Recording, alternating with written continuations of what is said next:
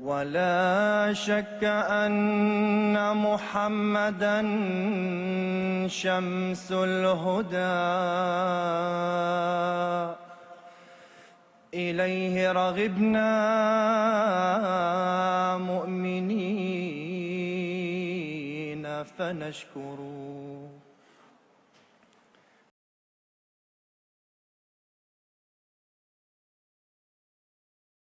Chers téléspectateurs du monde francophone, Assalamu alaikum wa rahmatullahi wa barakatuhu. Vous nous retrouvez pour ce rendez-vous hebdomadaire Horizon d'Islam, sur lequel vous pouvez d'ailleurs nous écrire l'ensemble de vos questions à l'adresse horizon@mta.tv. Je vous rappelle également que vous pouvez consulter notre site internet qui est www.islam-ahmadiyya.org et vous pouvez nous écrire également l'ensemble de vos questions à travers ce site internet. Lors de nos précédentes émissions, on avait commencé à parler du système du califat qui avait été établi tout de suite après le décès du fondateur de l'Ahmadiyya, qui est Hazrat Mirza Ghulam Ahmad. Et Hazrat Mirza Ghulam Ahmad, donc, qui est le Messie promis, a écrit un livre qui s'intitule Le Testament et qui est disponible en ligne, dans lequel il avait mentionné deux manifestations. Une manifestation qui doit se réaliser pendant sa vie, qui est le prophétat, et en fait la seconde manifestation qui ne peut se réaliser qu'après son décès, c'est-à-dire le califat. Et on avait longuement discuté sur le sujet et on avait commencé à présenter les figures centrales de la communauté musulmane Ahmadiyya, qui étaient les califes, et on avait présenté le premier calife qui était Hazrat Hakim Maulvi Nuruddin Radiyallahu ta'ala anhu. On avait également présenté le deuxième calife qui était Hazrat Mirza Bashiruddin Mahmoud Ahmad Radiyallahu ta'ala anhu, et on avait également expliqué à quel point ce califat était important, le deuxième calife était important puisqu'il représentait une bénédiction particulière pour la communauté, il était le fils promis.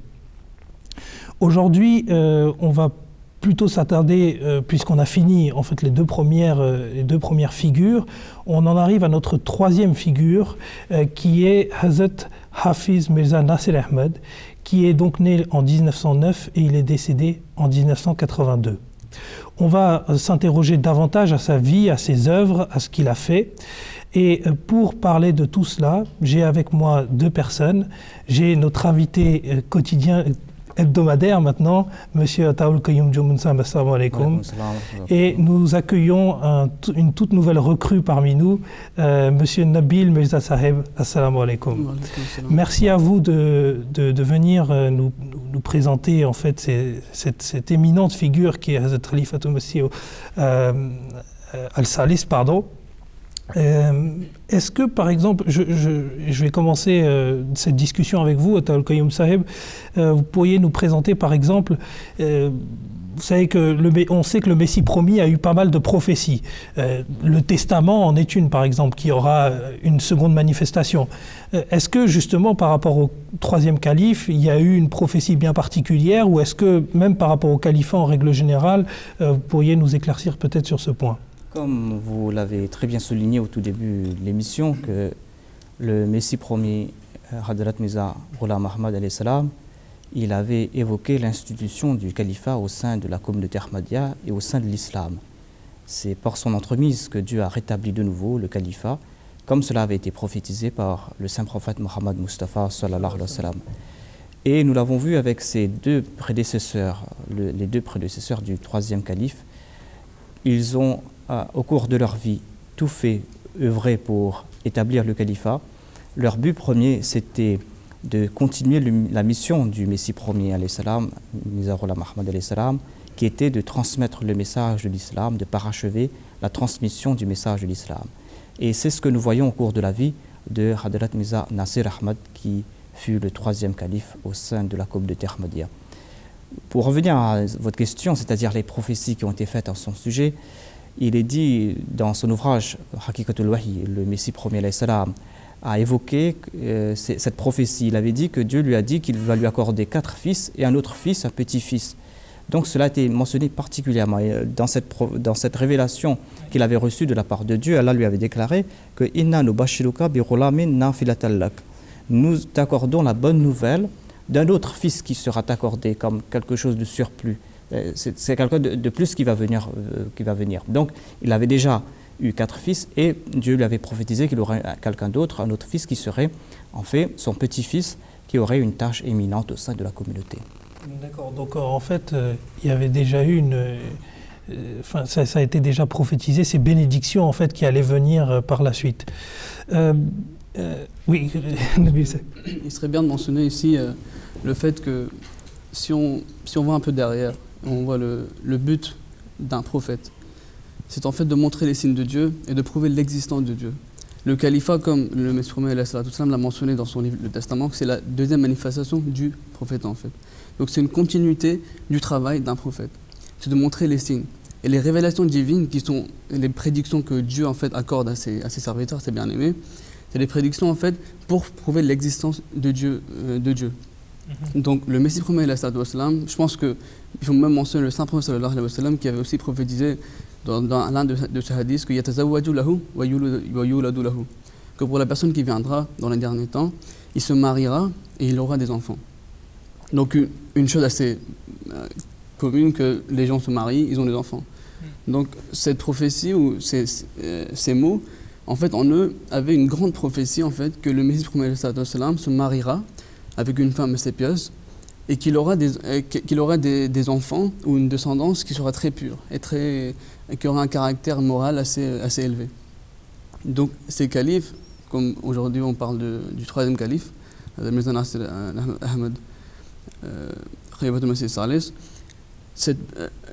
Messie premier, comme Koyumsa vient de mentionner, Dieu avait déjà prédit sa venue, qu'il allait venir pour la propagation de l'islam. Donc, le deuxième calife, c'est-à-dire son père, Mirza Bashiruddin Mahmoud Ahmed, plus tard, il a aussi prédit, quand il avait écrit une lettre dans laquelle il avait écrit que Dieu m'a informé qu'il donnerait un fils qui permettrait de renforcer l'islam. Donc, je vais lire la traduction de la révélation. C'était: Dieu m'a aussi dit qu'il m'accordera un fils qui sera un nasir de la foi et consacré au service de l'islam. Un nasir veut dire une aide, qui aidera l'islam. Il faut savoir que nasir, qui vient de la racine nasara, ça veut dire que c'est une aide qui mènera à la victoire. Donc, c'est vraiment, c'était l'un des signes en fait de la véracité du Saint Prophète sallallahu alayhi wa sallam, du Messie premier et sa véracité aussi qui viendra. Et de plus, c'est une preuve de l'existence de Dieu, que les paroles que le Saint Prophète a prononcées et les prédictions qu'il a faites au Messie ils ont été acceptées, ils ont été complétés aujourd'hui par la grâce de Dieu. Et qu'elles se traduisent en fait par finalement une logique implacable. Enfin, c'est cohérent. Et puis, ce qu'a dit le Saint Prophète se répercute bien dans ce que le Messie promis a dit, et c'est encore une fois une preuve de la véracité du Messie promis et du caractère exceptionnel du Saint Prophète. Ce que je voulais ajouter, c'est que la vie même du troisième calife, à l'instar de la vie des autres califes, sa vie va prouver comment ces prophéties se sont réalisées en sa personne, comment il a été cette aide qui a mené à la victoire. Au cours de son califat, la communauté Ahmadi a passé par diverses tribulations, des moments très difficiles, et il a fait preuve d'un très grand leadership, et il a mené le bateau de la communauté à bon port, à l'instar des autres califes. Donc c'est quelque chose qui va se réaliser, on va le voir au cours de sa vie. Oui, bien sûr. Alors on va y venir justement sur l'ensemble de ces éléments, puisqu'on va brosser ce petit portrait biographique du troisième calife. Justement, je continue avec vous, Qayyum Saheb, c'est par rapport à l'éducation. On sait que Hazrat Mirza Nasser Ahmad a une grande contribution par l'éducation, peut-être de par sa formation lui-même personnelle. On avait ici également parlé du premier calife qui avait eu une contribution assez exceptionnelle pour l'éducation à laquelle il tenait, notamment l'éducation religieuse. Mais Hazrat Mirza Nasser Ahmad, ce qu'il a apporté à l'éducation, c'est assez important de le souligner. Est-ce que vous pourriez peut-être nous donner quelques éléments dessus? Oui. Dès sa tendre enfance, Hazrat Mirza Nasser Ahmad, il a été confié entre les mains de sa grand-mère paternelle, Hadrat Ahmadjan, qui était l'épouse du Messie premier d'Islam. Ce fut elle qui s'est occupée de Hadrat Mirza Nasser Ahmad dès sa tendre enfance, et il s'est occupé de son éducation morale et spirituelle. Et le deuxième calife lui avait confié entre les mains de certains précepteurs. Et dès un très jeune âge, à l'âge de 13 ans déjà, Hadrat Mirza Nasir Ahmad avait déjà mémorisé le Saint-Coran en entier. Et il avait suivi une éducation religieuse très poussée. Il avait fait la Madrasa Ahmadiyya, il avait fait la Jamia Ahmadiyya, il avait passé son degré de Maulvi Fazil, qui était un degré qu'on passait à l'époque, une distinction assez importante dans le domaine de l'éducation religieuse, théologique et tout. Et en sus de son éducation religieuse, il a aussi eu une éducation laïque très poussée. Et par la suite, il a fait ses études, il a complété sa licence aussi au Pakistan, où c'était en Inde. Et ensuite, le deuxième calife lui a envoyé à Londres pour faire des études à l'université d'Oxford, où après une licence, il a aussi fait sa maîtrise en art. Donc très bien, on voit qu'en fait c'était une personne assez complète, tant d'un point de vue séculier ou séculaire ou laïque, comme on peut dire, et que d'un point de vue religieux. Donc c'est assez intéressant également de mettre en avant cette dualité. Et je crois que c'est le premier calife qui a fait des études à l'étranger également. Il me semble pas qu'avant lui, il y ait eu un calife qui soit allé à l'étranger pour faire des études. Mais ce qui est intéressant, c'est que ça va lui servir par la suite.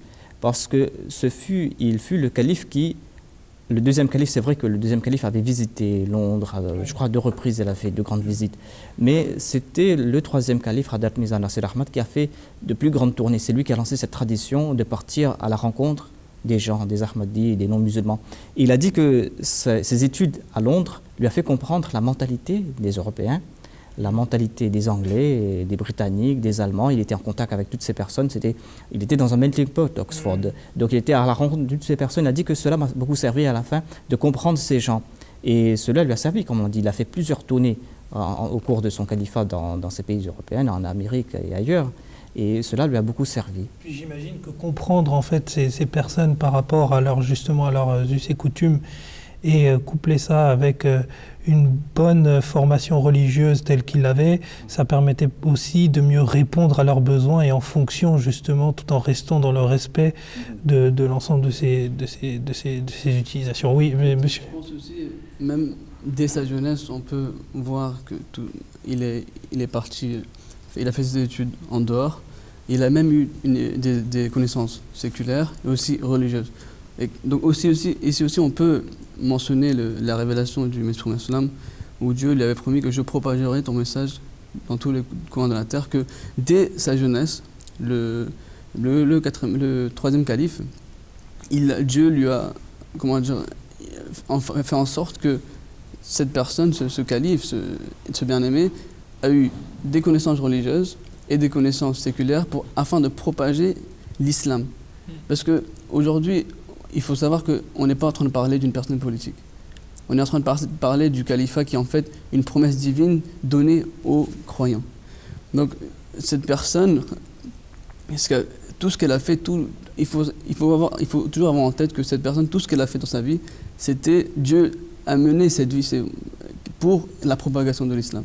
C'était vraiment tout ce qu'il a poussé à, après, propager le message d'une manière assez excellente. On verra, Inch'Allah. Jazakoullah pour vos réponses. J'en profite pour rappeler à nos téléspectateurs qui peuvent nous écrire à l'adresse horizon@mta.tv, notamment si vous avez des questions concernant justement ce califat, des zones d'ombre ou encore une fois des questions que l'on aurait abordées mais que vous n'auriez pas compris. N'hésitez pas à nous écrire. Nous nous ferons une joie d'y répondre dans le cadre de nos prochaines émissions. Je reviens vers nos 2 intervenants.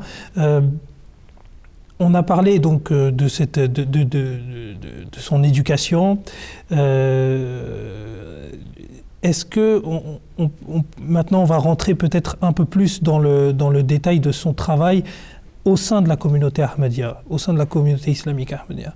Alors, moi je vais continuer avec vous, Nabil Saheb. Est-ce que vous pouvez peut-être nous donner ce qu'il a fait en fait, ce qui permettait déjà de marquer sa distinction en fait avant même qu'il soit élu calife? Je pense déjà pour savoir que dès très jeune âge, à 13 ans, il a mémorisé le Saint-Coran. en entier. Donc, il a déjà, dès très jeune âge, le deuxième calife lui a montré un amour pour le Coran. Donc, il avait déjà cet amour pour le Coran qui lui a permis d'apprendre le Saint-Coran. Donc, après ses études, etc., il est devenu après président de Majlis Khudam al-Ahmadiyya, qui est en fait un groupement de jeunes en fait, pour renforcer la propagation du de l'islam. Donc vraiment... Dont on avait parlé, pardon, je coupe, mais dont on avait parlé lorsqu'on avait abordé le deuxième calife et l'ensemble du découpage en fait qu'il avait mis en place, l'ensemble de la structure qu'il avait mis en place. Pardon, je vous ai coupé. Donc il a été président donc de février 1939 jusqu'en octobre 1949. Donc il a à 10 ans, il était président sous cette majlis en fait, dans laquelle on voit vraiment qu'il a vraiment poussé la communauté Ahmadiyya pour en fait au service de l'islam.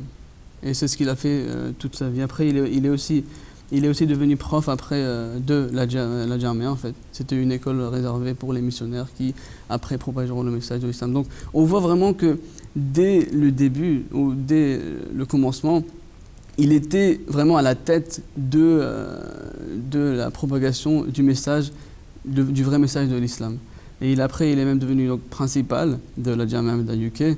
Donc il a vraiment, on peut vraiment dire, formé les personnes, les missionnaires en fait, qui allaient après propager le beau message de l'islam. Alors, juste simplement pour, je pense que vous avez dit la Jamia, vous avez parlé de la Jamia UK. Je sais que vous êtes assez fier d'appartenir à la Jamia, et je crois que c'est la Jamia Jabwa du coup dont on fait mention. Pardon, vous avez peut-être quelque chose d'autre à...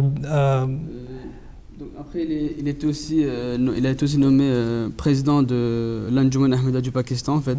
Oui. Et c'était en fait une organe administrative qui gérait toutes les questions relatives au Pakistan, etc. Donc il était vraiment actif dans la Jama, dans la communauté, et il était toujours à la tête vraiment pour la propagation du... Il a exercé un rôle, un leadership toujours assez proche dans la communauté et dans des postes qui lui ont permis en fait plus tard éventuellement de mettre à profit en fait l'ensemble des connaissances qu'il a acquises. Jazakoullah pour cette réponse. Justement pour poursuivre sur cette question on a parlé là, Nabil Saheb nous a parlé de sa vie, de ce qu'il a été au sein de la communauté musulmane Ahmadiyya avant son califat. Alors l'élection en tant que calife, Qayoum Saheb, comment ça s'est fait? Quels étaient... Tout ce que nous voyons, c'est Dieu qui l'avait préparé pour cette tâche immense qui allait l'occuper pour presque 2 décennies en tant que calife, en tant que 3e calife de la communauté Ahmadiyya. Il a succédé à qui? Il a succédé au Muslim Maoud Hadrat Mirza Bashiruddin Mahmoud Ahmad, qui était le fils premier, qui était un des plus grands califes de la communauté Ahmadiyya, dans le sens que son califat a duré 52 ans. Son califat s'est étalé sur 5 décennies. Il a accompli de grandes choses, il a fondé plusieurs choses, il a fondé les bases de la communauté Ahmadiyya. Et c'est à lui qu'il a succédé. Il était aussi son père, Mirza Bashiruddin Mahmoud Ahmad, le 2e calife, était aussi le père du 3e calife. Et le 2e calife, il est décédé à l'âge de 77 ans en 1965, c'était en novembre 1965, et peu de temps après, il y a eu ce collège électoral qui s'est réuni pour l'élection du 3e calife, et à l'unanimité, ils l'ont choisi comme 3e calife. Et encore une fois, nous voyons, à l'instar de l'élection des autres califes, à l'instar de l'élection du présent calife, c'est cette humilité, parce que dès qu'ils sont élus califes, ils comprennent la charge qui leur tombe dessus. Et dans son premier discours, le 3e calife, il a évoqué donc, le fait qu'il s'est dit que moi je n'ai aucune connaissance, je suis incapable et je ne possède rien, je n'ai aucune capacité. Encore une fois, nous voyons son humilité et le fait qu'il a attiré l'attention sur la prière, de l'aider grâce à la prière. Voilà. Jazakoullah pour cette réponse. C'était profond, donc j'étais assez emporté par le discours. Et c'est vrai que cette humilité, on la retrouve on la retrouve toujours avec l'ensemble des califes. Et c'est vrai que, en tout cas, pour moi, j'ai assisté à l'élection plutôt du dernier calife, justement, cette Mirza Masrour Ahmad. Et c'est vrai on retrouvait cette humilité exactement dans son premier discours. En tout cas, jazakallah d'avoir partagé cette élection du troisième calife. Je vais poursuivre peut-être avec Nabil Saheb sur les projets qui ont été institués. Et peut-être que quand je parlais d'éducation tout à l'heure en m'adressant à Qayoum Sab, en lui demandant tout ce qu'il avait institué comme projet éducatif, j'allais un peu vite en besogne. Donc là, je vais vous demander en fait si il a institué des projets. Il y a eu pas mal de choses qui ont été faites. Peut-être que l'on n'aura pas l'occasion de tout aborder en détail, puis ça, on y reviendra dans le cadre de nos prochaines émissions, mais quelques-uns des projets au moins, ou un projet qu'il aurait établi et qui serait significatif. En fait, je pense pour répondre à cette question, ce serait bien si on se rappelle du hadith du Saint-Prophète sallallahu alayhi wa sallam, où il avait parlé qu'un temps viendra où la foi ne régnerait plus sur terre. Les gens seront dans l'obscurité, les mosquées seront remplies, mais il n'y aura pas de foi. Et les gens, ils laisseront tomber le Saint-Coran. Et à ce moment-là, le Saint-Coran déclare qu'un homme ou plusieurs hommes viendraient pour ramener cette foi sur terre, pour en fait ramener cet amour pour la foi et cet amour pour le Saint-Coran. Donc, je vais parler de Fazl Omar Foundation. C'était en fait l'une des premières initiatives que le troisième calife a faite, et c'était en fait dans la mémoire du second calife. Parce que quand on observe sa vie, la vie du second calife, nous observons qu'il a écrit des commentaires du Saint-Coran assez vastes. Et il a vraiment accentué sur les commentaires du Saint-Coran. Donc le troisième calife, en fait, dans sa mémoire, il a conçu ce Fazl Omar Foundation pour propager le Saint-Coran, ses commentaires, et pour vraiment faire revivre l'amour que le Saint-Coran devait porter dans les musulmans.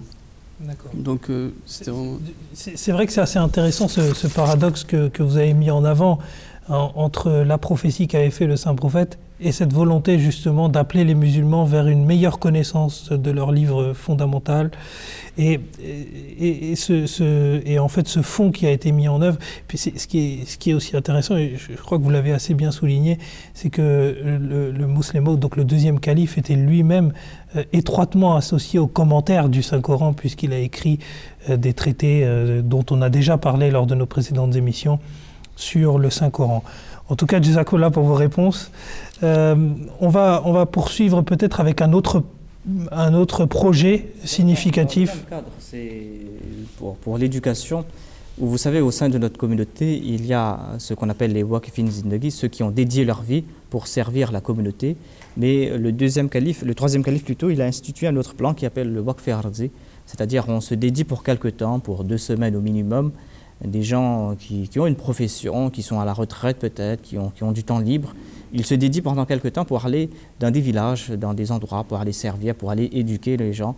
L'un des buts premiers, c'était d'enseigner le Saint-Coran et d'enseigner les matières religieuses. Donc il a lancé ce plan pour encourager les gens, en sus des missionnaires, pour venir, pour se dédier pendant quelques temps, pour aller servir la communauté. Donc alors, simplement pour peut-être être un peu pédagogique vis-à-vis de nos téléspectateurs qui peut-être ne se sont pas familiers avec ces termes, alors, on a 2 types de dédication de sa vie. C'est le Waqf Zindagi, c'est-à-dire on dédie la totalité de sa vie, et le Waqf Arzi, et là vous me coupez si j'ai tort, c'est une partie de sa vie ou un temps que l'on aurait défini, voilà. Qui doit être minimum de 2 semaines. Voilà. Jazakallah Qayoum Sab pour cette réponse. Je profite pour rappeler à nos téléspectateurs qui peuvent nous écrire toutes leurs questions. Justement, si sur des termes comme Waqf Zindagi ou Waqf Arzi, vous n'avez pas saisi le sens ou vous avez du mal à vous familiariser avec cela, eh bien, n'hésitez pas à nous écrire l'ensemble de vos questions à horizon@mta.tv. Vous pouvez également consulter notre site internet sur lequel vous pouvez trouver des détails assez importants, assez intéressants, www.islam-ahmadiyya.org. On continue donc dans cette petite biographie que l'on est en train de dresser du troisième calife. Et là, je vais m'adresser à Nabil Saheb par rapport à il y a souvent les califes ont eu une phase où soit ils ont créé beaucoup de missions. On a parlé du deuxième calife qui a en fait initié pas mal de missions en fait au cours de son califat. Alors le troisième calife, lui, est réputé pour avoir inauguré des mosquées. Alors lesquelles? Est-ce que vous pourriez peut-être nous donner un peu plus d'éléments sur le sujet? Je pense, ici aussi, on voit vraiment le travail qui l'a poussé. Parce que j'aimerais bien ici mentionner le nombre de mosquées qu'il a construites. C'est vraiment assez phénoménal. Il a 425 mosquées ont été construites durant ce califat. Donc un chiffre ce chiffre, il dit tout. Je ne pense pas que j'ai vraiment besoin de détailler tout ce qu'il a fait sa vie. 425 mosquées il a construites durant ce califat. Et je pense ici, j'aimerais mentionner la mosquée de l'Espagne, en fait, la Pedro Abad. Donc cette mosquée a été, après 700 ans, donc les musulmans, quand ils étaient là en Espagne, après 700 ans, la première mosquée qui a été créée, c'était par le troisième calife inauguré. Donc on voit vraiment que tout ce qu'il a fait dans sa vie, en fait, c'était vraiment pour Dieu. C'était vraiment pour pousser les gens à se créer ce lien d'amour avec Dieu, afin de créer, avec la création de toutes ces mosquées. Donc je pense que détailler plus que ça, je pense même 425 mosquées, ce chiffre, je pense qu'il dit tout. Et je pense que je n'ai pas besoin de rajouter. Effectivement, 425 mosquées, c'est un chiffre draconien et je ne pense pas que d'ailleurs avant ce calife, il y ait eu autant de mosquées qui ont été inaugurées. Jazakumullah pour ce plaidoyer du coup qui était assez intéressant, court mais intense. Alors, on a parlé de ces inaugurations de ces mosquées, on a parlé des différents projets qu'il a mis en œuvre, mais on connaît également à l'intérieur de la communauté musulmane ahmadiyya le troisième calife et là en fait on va s'y attarder peut-être un peu plus parce que c'est très important notamment pour nos téléspectateurs qui nous regardent depuis l'Afrique, sa visite en Afrique. C'est lui qui a initié, est-ce que c'est lui qui a fait cette première visite? Oui, c'est au tout début même de son califat, en 1970. Il est le premier calife de la communauté ahmadiyya à visiter le continent africain. Il a visité le Ghana, le Libéria, la Sierra Leone. Il a aussi visité un pays francophone, la Côte d'Ivoire. Il a aussi été en Gambie. Donc il fut le premier calife ayant visité ces pays. Et il a été vraiment très bien accueilli. Lui-même, il s'est senti, il a même dit dans ses discours, il a dit parmi les Ahmadis les plus sincères que je connais, ce sont ceux de l'Afrique de l'Ouest. Il en a fait mention. Parce qu'il s'était vraiment attaché, il a vraiment créé ce lien. Et lors de ses visites, on a vu ce lien d'amour et de fraternité. Et je pense qu'il a beaucoup parlé dans un de ses discours qu'il en a fait mention, je pense. Oui. Alors, donc, vu que l'appel du pied se fait entendre, je vais en profiter pour justement parler de ce discours. Alors ce discours, il a été retranscrit dans un livre qui est disponible en français, ça s'appelle « Message d'amour et de fraternité pour l'Afrique ». Alors ce petit ouvrage qui fait même pas, il fait une 70-80 pages, traite de manière assez complète de l'ensemble des visites qu'a pu faire le troisième calife en Afrique et ça traite également, je crois, de l'ensemble de il a fait ses discours, des synthèses de discours à l'intérieur. Il a évoqué donc sa visite en Afrique. Il a évoqué ses sentiments. Et ce qui est plus important, c'est qu'il a évoqué cette inspiration qu'il a eue. Il a dit que quand il était en Gambie, il sentait qu'il devait faire quelque chose pour le continent africain. Et c'est là que, après l'Afrique, il est parti à Londres, Et c'est là-bas qu'il a lancé ce plan très connu au sein de la communauté, la Nusrat Jahan Scheme. C'était un plan pour fonder des hôpitaux en Afrique ainsi que des écoles. Et il a dit que je veux que l'on réunisse à l'instant 100 000 livres sterling, qui n'est pas une somme minime à l'époque même.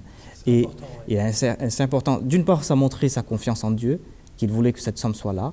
Il a dit que je veux que cette somme soit là parce que je suis parti là-bas en Afrique, j'ai promis que nous allons faire quelque chose pour l'Afrique.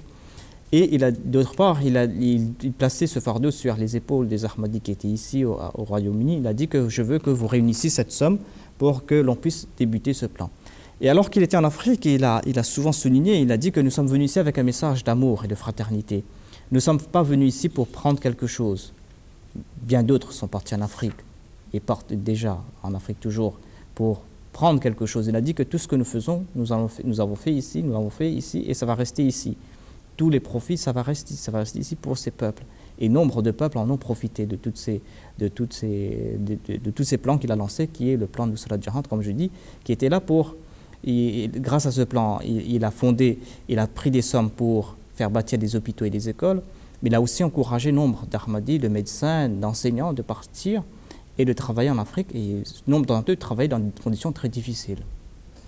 C'est très intéressant ce que vous dites, c'est-à-dire qu'il y a eu une véritable, à travers en fait ce fonds qui a été mis en place, le plan Nusrat Jahan, c'est véritablement une contribution à l'éducation et une contribution en fait à une meilleure vie sociale pour les Africains en fait qui a été mis en place. Et ce qui est assez intéressant, c'est ce que vous dites en réalité, et c'est ce que le troisième calife finalement a dit, c'est qu'il est venu pour donner et non pas pour prendre. Et je voulais simplement peut-être montrer à nos téléspectateurs que le Fraternité Matin d'Abidjan avait également fait en fait un article calife de la communauté ahmadiyya en Côte d'Ivoire, et ça c'est en fait la page la une en fait de ce quotidien est également reproduite dans ce livre, donc Message d'amour et de fraternité pour l'Afrique. Jazakumullah à vous deux pour l'ensemble de ces questions, et comme on le disait, notre émission est en fait divisée désormais depuis quelques séries en deux parties, et la seconde partie en fait renvoie à l'ensemble des questions que les téléspectateurs nous posent, et aujourd'hui on va s'intéresser à des questions que l'on a reçues via notre site internet, via l'adresse mail, et surtout n'hésitez pas, continuez à nous écrire, continuez à venir nous rejoindre sur l'ensemble des réseaux sociaux, sur Facebook, sur Twitter, et venez en nombre. Donc ce message étant passé, je vais commencer par Nabil Saheb, pardon. On a reçu une première question d'un monsieur Lakhal qui nous écrit, ou Lakhal, qui nous écrit depuis l'Algérie, et qui voudrait savoir quelle est la version de la communauté musulmane ahmadiyya sur la création de l'humanité ou de l'homme, et quel est le premier homme ou femme sur la terre.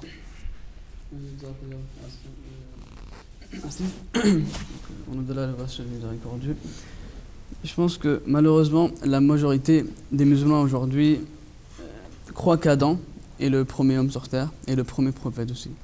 Une chose assez difficile à comprendre vis-à-vis de la logique de la science et du Coran lui-même. Donc pourquoi cela est assez difficile à comprendre? Premièrement, dire que Adam est le premier homme et le premier prophète, c'est une idée qui va à l'encontre même du but pour lequel les prophètes sont envoyés. Les prophètes sont envoyés pour la réformation des gens. Donc, si Adam maintenant était le premier homme et le premier homme sur terre, qui allait-il réformer? S'il n'y avait personne là-bas, pourquoi avait-il été envoyé? Donc déjà cette question, il faut vraiment la comprendre. Donc, si on croit que Adam est le premier homme sur terre, ça va à l'encontre du but des prophètes. Deuxièmement, il faut savoir que le Coran déclare que li kulli qawmin had, que pour chaque peuple, il y a un guide. Et dans un autre endroit, Dieu déclare wa in min ummatin illa khala fiha nazir, qu'il n'est de peuple à qui un avertisseur n'est été envoyé. Donc ce verset clairement dit que un prophète est envoyé vers un peuple. Si Adam maintenant était le premier homme sur terre, vers quel peuple a-t-il été envoyé? Donc cela amènerait à contredire le Saint-Coran. Donc il faut vraiment réfléchir sur ces points-là. Troisièmement, il faut aussi savoir que Adam, l'Adam duquel nous venons, il est là depuis 6000 ans. Mais les découvertes ou la science aujourd'hui dit clairement que la présence humaine, elle date d'au moins 55 000 ans. Et par exemple, je vais mentionner un exemple, en ce qui concerne les aborigènes d'Australie, les scientifiques pensent qu'ils ont vécu ici pendant au moins les 40 000 dernières années. Donc, il faut aussi comprendre que le Coran, c'est la parole divine. Et la science, c'est l'acte de Dieu. Comment c'est possible que les paroles de Dieu ou l'acte de Dieu contredit le Coran? Car en fait, le créateur de l'univers, c'est en réalité Dieu. Donc il faut aussi réfléchir à cela. Maintenant, je vais un peu aller en détail avec le point de vue du Saint-Coran. Et je vais vous présenter des versets coraniques qui vraiment prouveront catégoriquement que Adam n'était en aucun cas le premier homme sur terre, mais il était en fait le premier prophète récipiendaire de la révélation divine. Donc Dieu déclare dans un verset que Inni ja'ilun fil ardi khalifa, que je vais nommer un successeur sur la terre. Donc ce verset indique qu'Adam a été nommé successeur, ce qui prouve qu'il avait sur terre à l'époque des êtres humains. Sinon Adam n'aurait pas été nommé successeur s'il n'y avait personne. Donc ce mot successeur, c'est khalifa, en lui-même est une preuve indiquant qu'à l'époque dans laquelle Adam est envoyé, il y avait des personnes qui vivaient, qui étaient là-bas. Après, il y a un autre verset dans la même sourate, sur Al-Baqarah, où Dieu déclare à Adam, où maintenant il faut vraiment réfléchir à ce verset. Un verbe au pluriel est utilisé. Dieu déclare « Ihbitu minha jami'a ». Donc là, si Adam était vraiment la seule personne présente au moment, Dieu n'aurait jamais utilisé du pluriel. Ici, on voit clairement « Ihbitu », le pluriel utilisé pour plus de 3 personnes en arabe. Donc, il faut vraiment, le Coran, c'est pourquoi on dit Dieu déclare, il faut vraiment réfléchir sur les versets coraniques. Donc, une chose assez claire, mentionnée dans le Coran, mais la majorité des maisons aujourd'hui ont du mal, n'ont pas compris ces choses-là. Je pense que je vais terminer cette question avec une vision de Muhyiddin ibn Arabi, pardon. Donc en fait, il écrit dans son livre Futuhat Makkiyya que j'ai vu une vision dans laquelle j'étais en train de circumambuler le Khana Kaaba et j'ai vu des personnes là-bas et j'ai vu des personnes assez spirituelles. Donc la première personne, je lui ai demandé qui es-tu ou d'où viens-tu? Et il a dit que je suis Adam. Et il a dit que de quel Adam parles-tu? Il a dit que Ibn Arabi était choqué de voir. La personne lui répond: de quel Adam parles-tu? Je suis l'Adam qui était là depuis 40 000 ans. Donc cette vision même d'un saint aujourd'hui, Muhammad, qui prouve vraiment catégoriquement qu'Adam, le prophète, n'était pas le premier homme sur terre. Mais Adam, le prophète, était le premier homme récipiendaire de la révélation divine. Il y avait bien évidemment des gens présents à l'époque où le prophète a été envoyé, mais Adam, le prophète, était vraiment la personne qui en fait a réussi à avoir la révélation divine. Et non, donc il n'est pas le premier homme sur terre. Jazakumullah, donc pour cette réponse assez complète et qui peut se synthétiser finalement par votre dernière phrase et votre phrase de conclusion qui est ce n'était pas le premier homme sur terre, mais c'était le premier prophète, c'est-à-dire la personne qui a été récipiendaire de la révélation. Jazakumullah pour cette réponse très complète et très intéressante. Je me tourne vers Ataoul Kayoum Saheb pour la deuxième question, qui nous vient d'un certain monsieur Mouride de France, qui nous pose la question de la naissance, le thème tourne autour de la naissance du saint prophète sallallahu alayhi wa sallam, et il pose une question assez intéressante. Il voudrait savoir si on doit fêter ou pas la naissance du saint prophète Mohammed sallallahu alayhi wa sallam.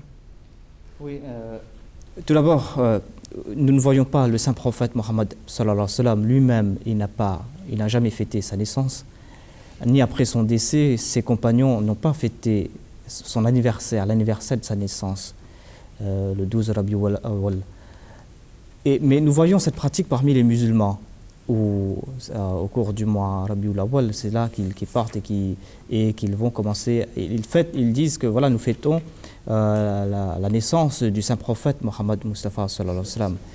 Donc c'est une pratique contraire à l'islam, c'est une pratique que nous ne voyons pas, c'est une innovation. On nous accuse, nous les membres de la communauté ahmadiyya, de promouvoir des innovations, mais c'est quelque chose qui est contraire aux pratiques du saint prophète Mohammed sallallahu alayhi wa sallam.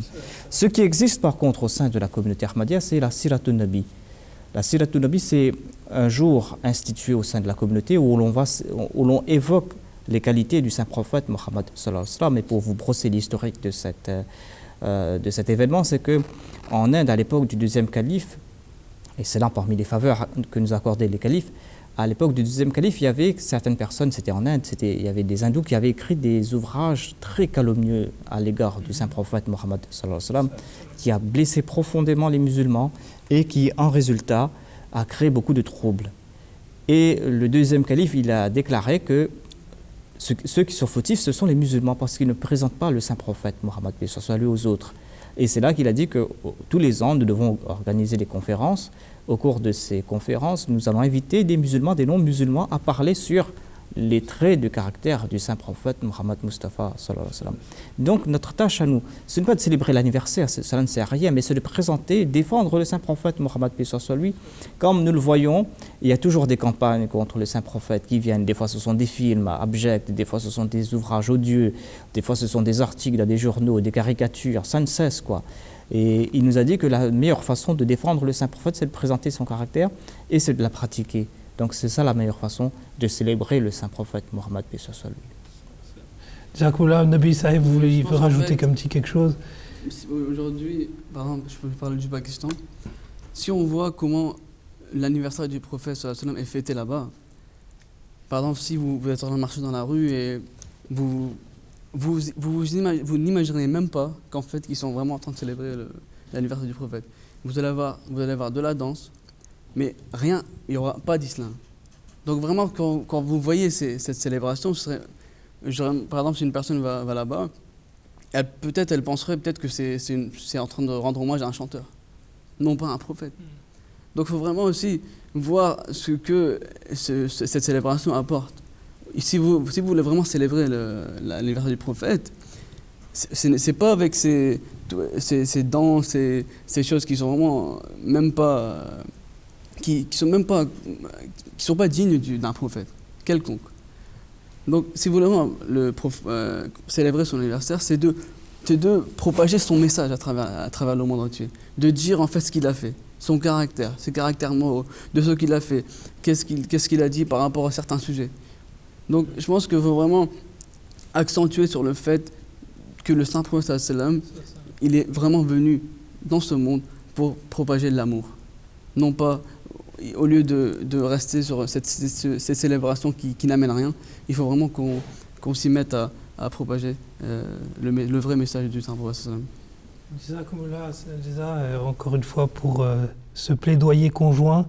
C'est vrai que c'est vrai que je connaissais pas en fait cette petite histoire du Pakistan, mais c'est vrai que les danses et les chants ne faut absolument pas redorer le statut d'un prophète en fait, et le statut d'un prophète. Pas le plus grand des prophètes. Et encore moins le plus grand des prophètes.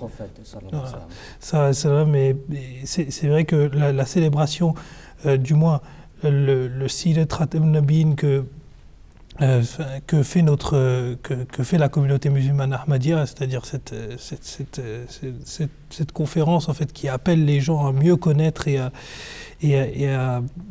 apprendre en fait sur le caractère du saint prophète, elle en revanche peut attirer beaucoup plus de gens vers l'islam plutôt que d'en attirer que la pure critique ou encore la moquerie.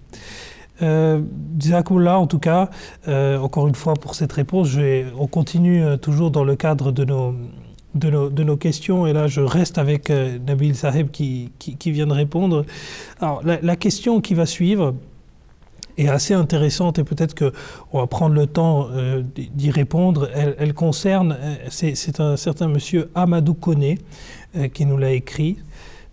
Et ce qu'il demande dedans, tel qu'il la formule, c'est que dit l'Ahmadiyya sur lapidation à mort comme l'expiation du péché de l'adultère.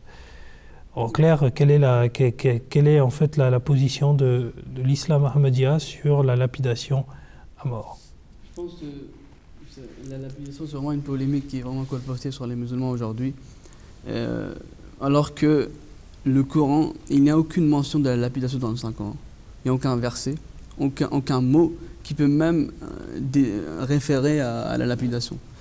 Donc, j'aimerais bien lire le verset dans lequel Dieu parle de cela.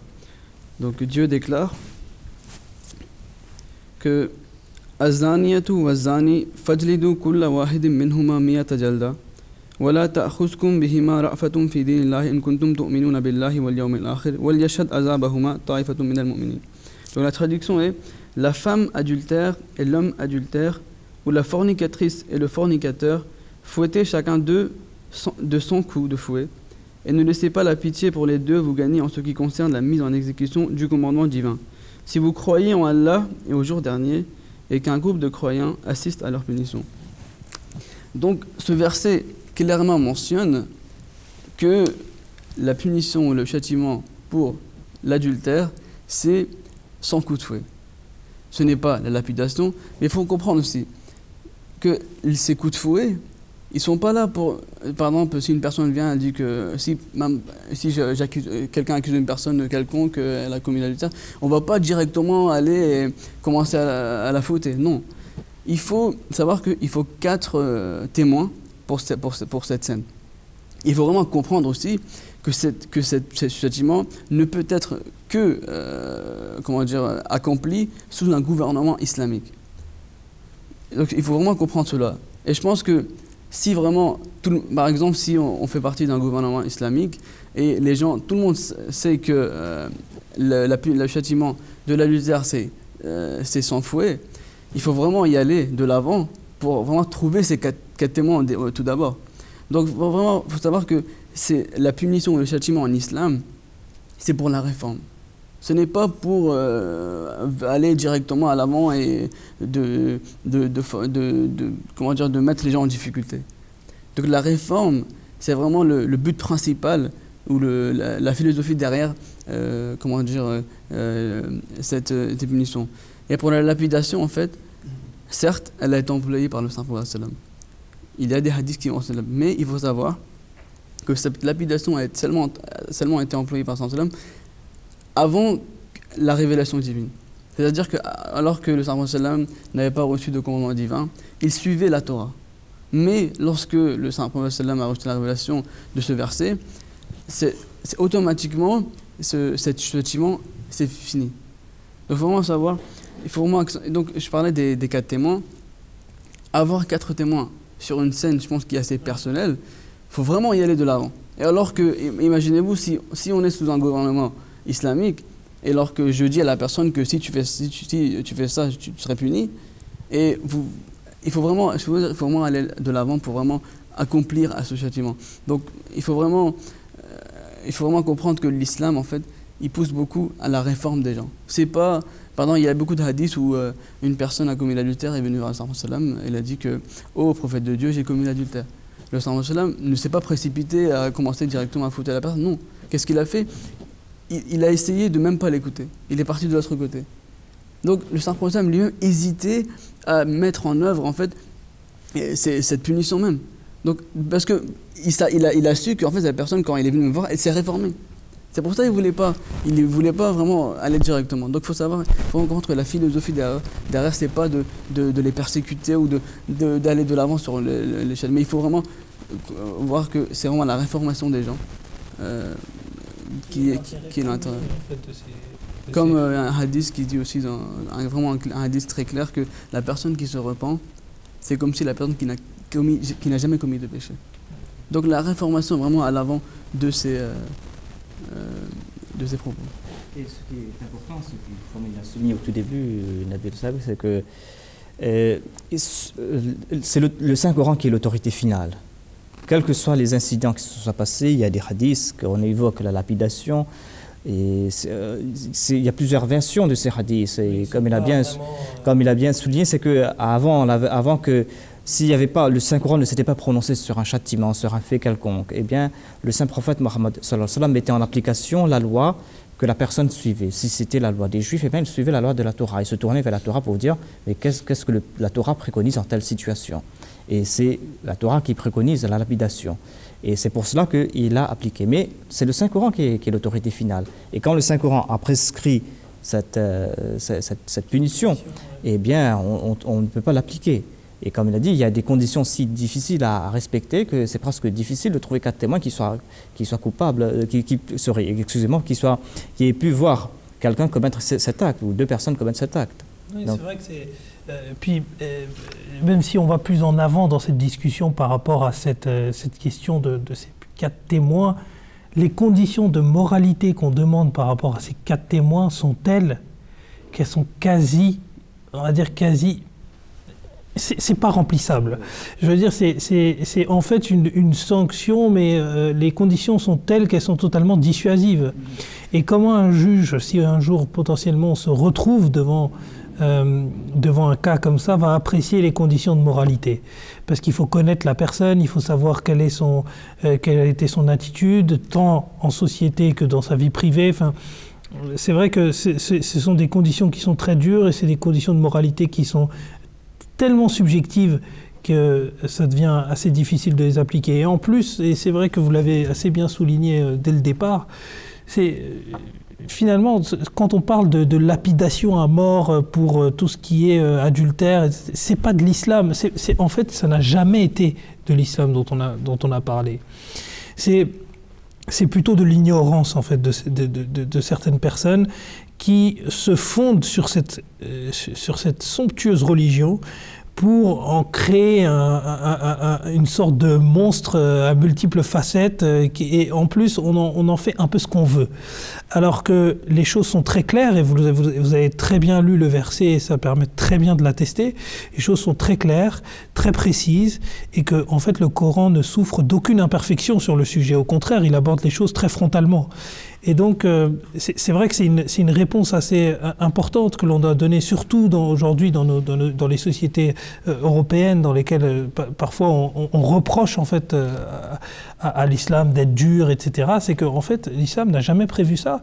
Et en réalité, c'est simplement des personnes qui ont créé de toutes pièces cette chose pour assouvir des désirs personnels ou on ne sait pas, seul Dieu sait, mais et qui ont en fait créé une représentation de l'islam qui en fait ne se rattache en rien à cette très belle religion. En tout cas, Jazakallah pour vos réponses respectives. Et il nous reste quelques minutes peut-être pour aborder la prochaine question. On a à peu près 7 minutes, je pense qu'on peut commencer à traiter de la question de Monsieur Chebii Ahmed, qui nous écrit du Maroc. Et sa question, en fait, porte sur la mort de Jésus. On sait à quel point cette question est centrale au sein de la communauté musulmane Ahmadiyya, mais lui, en l'occurrence, sa question portait sur le fait qu'il estime que Jésus lui-même en personne n'a pas été crucifié, ça aurait été quelqu'un d'autre qui aurait été crucifié à sa place. Alors on sait qu'il y a ce mythe populaire qui existe et qui est très répandu. Alors peut-être que Kayoumsa, vous pouvez lever le voile une bonne fois pour toutes sur ce mythe justement. Ce mythe, il est basé sur... Il est fondé sur rien. Excusez-moi de le dire comme ça un peu tout ça. Il est fondé sur rien.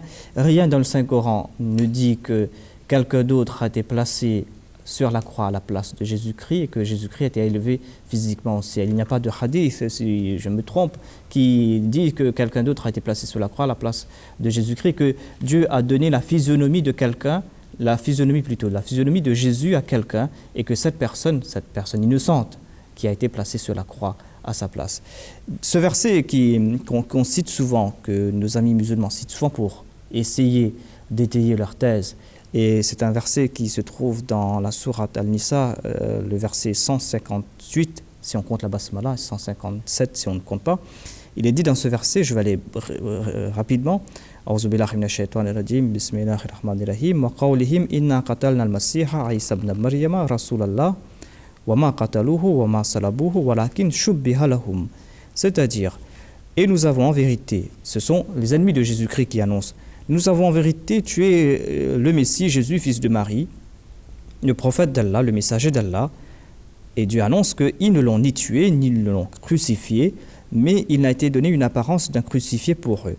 Le mot ici, c'est crucifié. On pense que crucifié signifie qu'il n'a pas été placé sur la croix, alors que crucifié signifie c'est une façon de mettre à mort sur la croix. Crucifié ne signifie pas, ne pas crucifier, cela ne veut pas dire qu'il n'a pas été placé sur la croix, mais cela veut dire qu'il n'a pas été tué sur la croix. Et le pierre d'achoppement ici, c'est walakin shubbiha lahum, c'est-à-dire il a été rendu apparemment, il a eu l'apparence de quelqu'un qui est décédé sur la croix, c'est-à-dire c'était Jésus lui-même qui a été placé sur la croix, et cela, ils ont cru, ceux qui étaient autour de lui, qu'il était décédé. Dans tout ce verset, on ne parle que de Jésus-Christ. C'est lui la personne centrale, le sujet, l'objet central de ce sujet. On ne parle que de lui depuis le début. Wama qataluhu, ils ne l'ont pas tué. Wama salabuhu, ils ne l'ont pas crucifié. Walakin shubbiha lahum. Et il a été rendu comme quelqu'un qui est décédé sur la croix. Et si l'on accepte cette théorie que Dieu aurait donné le visage de Jésus-Christ à un innocent et que c'était lui qui a été tué sur la croix, mais cela veut dire que Dieu est injuste, tout d'abord. Et les ennemis de Jésus-Christ et les Juifs de l'époque, selon la loi de la Torah, c'est que si quelqu'un a été tué sur la croix, un faux prophète ne peut mourir sur le bois, comme il est dit. Donc selon eux, ils ont placé quelqu'un sur la croix avec la physionomie de Jésus-Christ. D'après eux, c'est Jésus-Christ qu'ils ont mis sur la croix. Il est mort sur la croix, donc il est un faux prophète. On n'a pas à le blâmer, ils ne pourront pas être blâmés. Au jour de la résurrection, ils pourront dire, mais la personne, c'est Dieu, c'est toi qui nous as trompés. Nous ne savions pas, nous, qu'il n'était pas Jésus-Christ. Donc, le raisonnement est sans fondement. Il n'y a rien qui fonde, qui peut dire que c'est quelqu'un d'autre qui a été placé sur la croix et cette personne a eu la physionomie de Jésus-Christ. Oui, allez-y, Nabi Saleh veut rajouter. C'est assez, comment dire, difficile à croire que Dieu puisse faire ça. Pourquoi? Comme Youmsa vient de dire, que c'est déjà de mettre ça sur le dos d'un innocent. Premièrement, c'est de l'injustice. La personne n'a rien fait. Pourquoi Dieu va le forcer à aller sur la croix? Le deux, c'est en fait, on est en train de dire en fait que Dieu en fait a fait exprès, ou il a trompé les Juifs en fait. Alors, donc Jésus il est prophète. Par exemple, si je suis musulman, je crois que Jésus est un prophète. Ça veut dire que maintenant, si je crois qu'un innocent est parti sur la croix, ça veut dire que je suis en train de croire que Dieu a trompé les Juifs en les faisant croire qu'en fait Jésus était bien sur la croix et qu'il était un faux prophète. Donc en fait, Dieu il est en train de forcer aux Juifs de croire non, c'est pas un prophète, c'est pas un prophète. Et je voudrais aussi dire que Dieu, on dit qu'il est le Tout-Puissant. Dieu n'était-il pas capable de sauver Jésus au milieu de ces gens? Pourquoi il avait besoin de pourquoi il avait besoin de créer toute cette histoire qui est même un peu illogique quand on regarde cela par rapport par rapport à la logique, etc. C'est une histoire qui est fausse et qui mène à attribuer à Dieu des choses qui sont vraiment abominables. L'injustice et la tromperie. Je pense que c'est même des attributs qu'on ne peut même pas attribuer à des êtres humains. Nous sommes en train aujourd'hui, cette croyance, en fait, en train de nous dire que c'est une croyance qui est assez fausse. Donc, vraiment, il y a même beaucoup, dans le livre Izala Oham du Messie premier, il a mentionné 30 versets qui prouvent catégoriquement la mort de Jésus.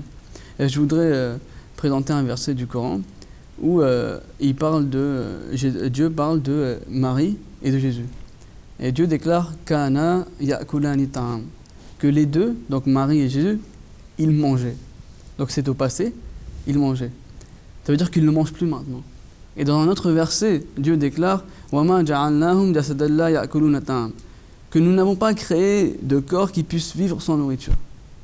Donc le livre de Dieu, il dit clairement que la rayba fi, qu'il n'a pas de doute. Dieu il dit qu'ils ont arrêté de manger, de l'autre côté il dit qu'il n'a pas créé de corps qui puissent sans manger. Donc clairement et catégoriquement, Dieu est en train de dire dans ce temps qu'il est mort. Donc je vous dis, comme je viens de vous dire, c'est qu'un verset ou que deux versets que je viens de présenter. Le Messie promet de la salam, donc les personnes qui veulent vraiment aller voir et lire ce livre, Isa al-Awham, il a vraiment présenté 30 versets qui prouvent la mort de Jésus.